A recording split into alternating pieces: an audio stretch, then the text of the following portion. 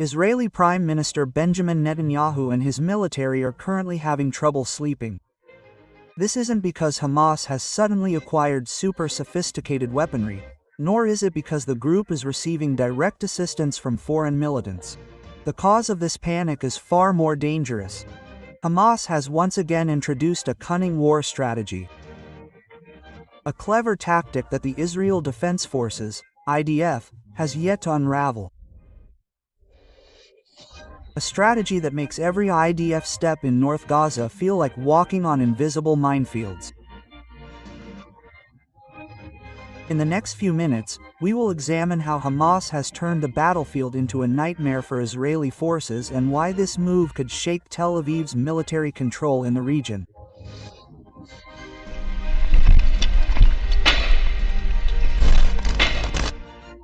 In the past 48 hours alone, Hamas and its allies have dramatically increased military pressure. Attack after attack has been launched without giving the IDF a chance to breathe.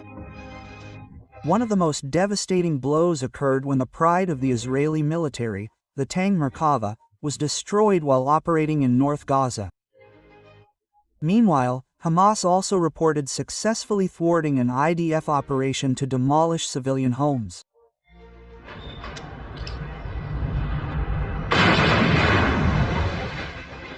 The missile attack they launched successfully destroyed 2 Israeli military bulldozers, rendered helpless on the spot. For Israeli troops, this was not just a loss of equipment, but also a morale blow, reminding them that their every move in Gaza could be a deadly target.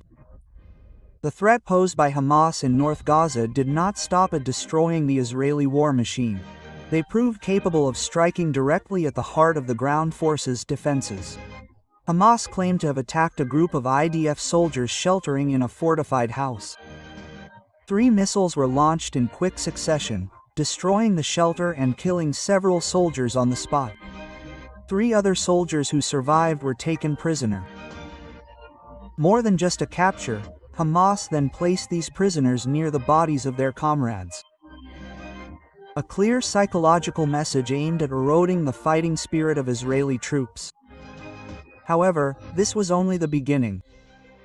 Hamas also claimed to have directly attacked the IDF command and control center in North Gaza, severing vital coordination lines for Israeli military operations in the region. Without full control from command headquarters, IDF movements fell into disarray. Their losses continued to mount. The Al-Qassam brigades, Hamas's military wing, reported that its fighters had launched further attacks, killing more Israeli soldiers and seriously wounding others.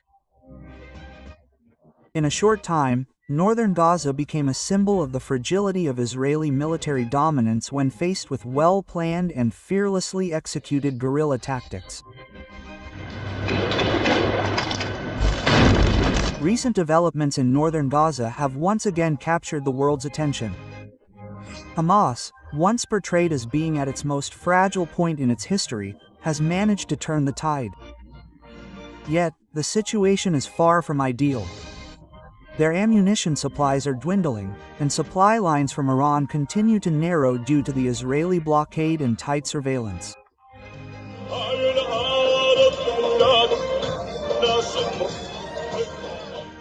This situation should have made it difficult for Hamas to offer meaningful resistance. However, the opposite occurred.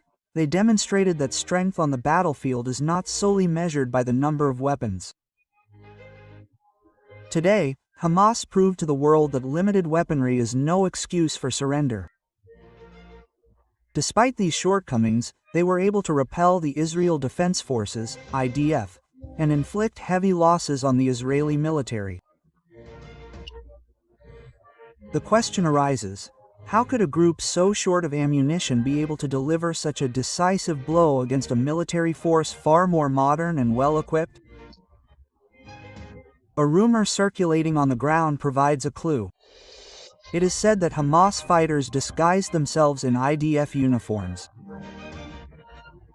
This camouflage tactic was not merely for stealth but also for gathering vital information, including troop numbers, defensive positions, and ongoing attack plans by the Israeli military.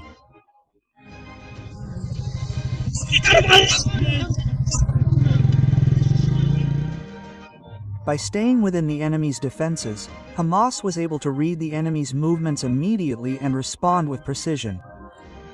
However, this was only the surface of the impact of this camouflage strategy.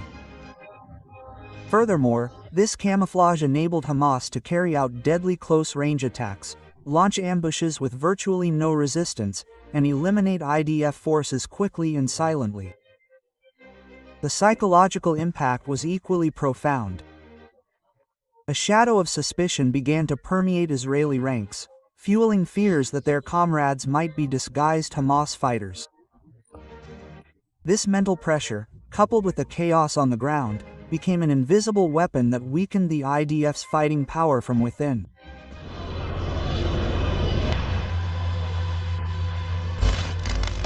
Relying on its slick camouflage tactics, Hamas inflicted another humiliating blow on the Israeli military.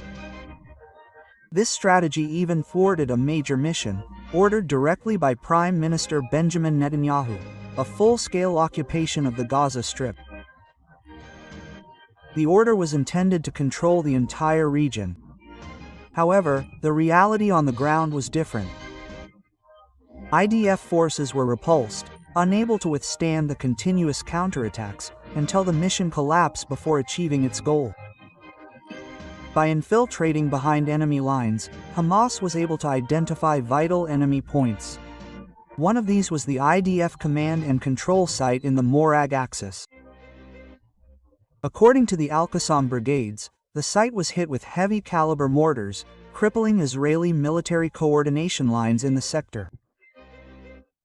Not stopping there, Hamas allied forces also launched an attack in the Al-Shaya area, targeting IDF personnel and their armored tank units.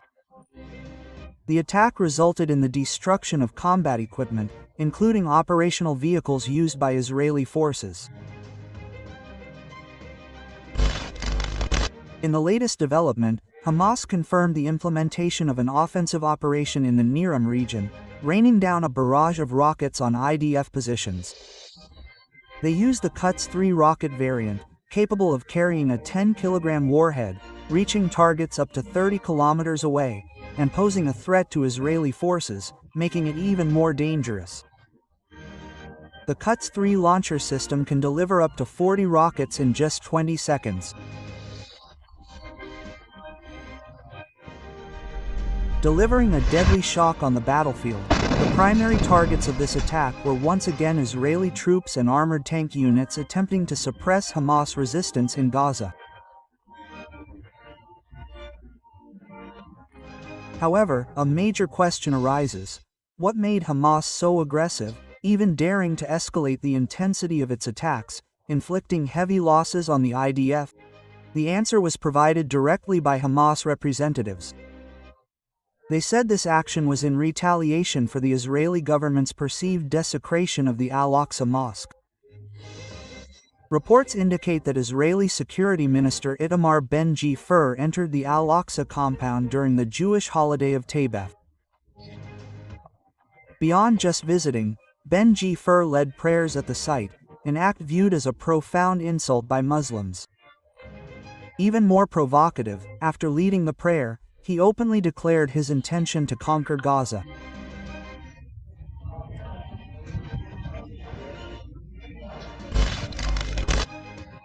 Some time ago, Hamas again made a statement that infuriated the Israeli government. This was because Hamas's military wing made an embarrassing claim to Tel Aviv. They claimed to have killed 25 Israeli soldiers, the defense forces, and the IDF, in an operation in Rafah. The city seemed to be an open grave for Israeli soldiers who died as a result of Hamas's cunning and well-planned ambush tactics. In fact, this success was not the first. Last month, the Al-Qassam brigades announced that its forces had successfully attacked 7 IDF soldiers at the Masro-Rafah crossing. According to their report, the operation was carried out using an anti-personnel explosive device, resulting in Israeli casualties. Several soldiers who survived the explosion had to be evacuated by helicopter for intensive care. However, instead of learning from this failure, a similar incident occurred again at the same location. This time, 10 IDF soldiers became easy targets for Hamas's military wing. They were ambushed using a bomb planted beforehand by the Al-Qassam brigades with the sole aim of destroying Israeli forces. As a result, several soldiers were killed on the spot.